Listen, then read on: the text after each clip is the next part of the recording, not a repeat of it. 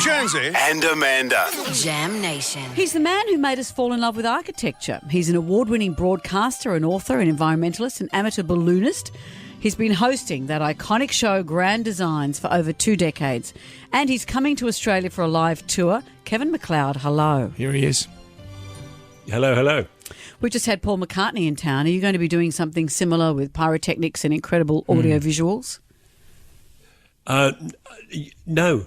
I mean, yes, but not in the same league. Come on. Yes, you are. That's a bit of literally a hard act to follow. That is a hard act to follow. Yeah, well, why don't we put him on after a former Beatle? Yeah, great. But having said that, you did introduce Middle Australia, Middle America, Middle Europe to architecture after 20 years. Why has this got such a cult following? Why are we so invested?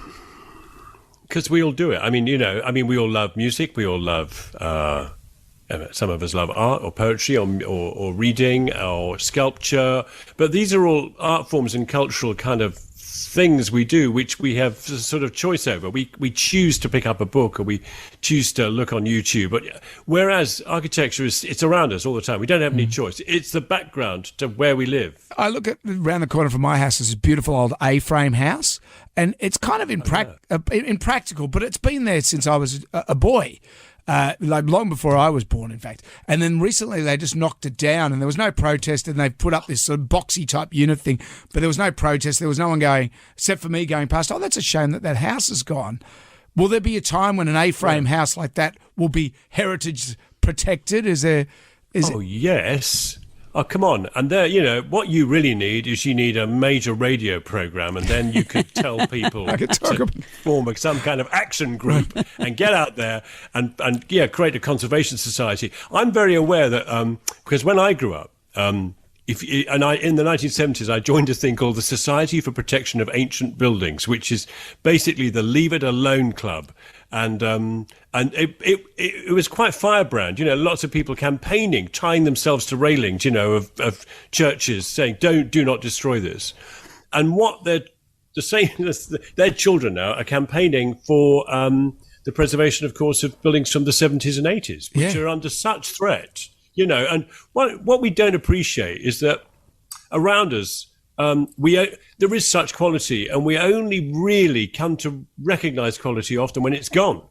With Kevin's Home Truths, you're going to be taking questions also from the audience. What is it that most people want to know from your wealth of experience?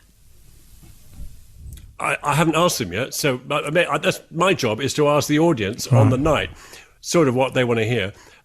But also to ask them. And I thought what I'd do is get on your program, right, 3 months before I'm doing this tour, so that I can put it in their heads. I've got time to think of a question. Well, what is a question you would like them to ask you? Well, that's easy. Like, what's one question? I like easy questions. Yeah, easy questions. Just easy questions. Short answers. No, I can give a short answer to that I've rehearsed, practiced, and what's your favourite red wine? The answer to that is any. Yeah, okay. And will the feature wall ever come back?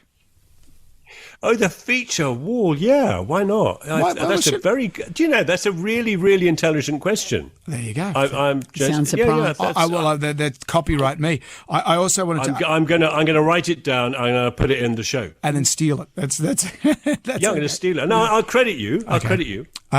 You got a Land Rover that runs on vegetable oil. I'm always fascinated with that sort of stuff.